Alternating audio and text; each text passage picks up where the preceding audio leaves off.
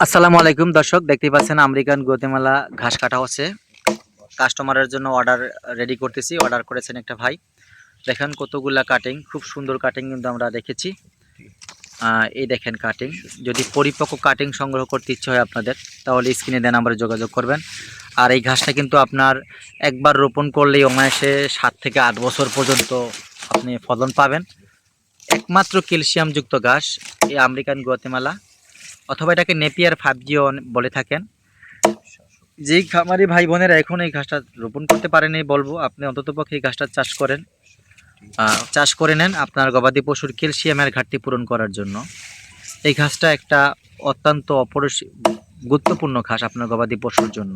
ক্যালসিয়ামের ঘাটতি পূরণ করার জন্য 100% কার্যকরী ঘাস আমেরিকান গুয়াতেমালা অথবা নেপিয়ার 5G। এই ঘাসের কখনো বীজ অথবা ফুল হয় না, এটা কাটিং অথবা চারা থেকে কিন্তু এই ঘাসটা চাষ করতে হয় দর্শক।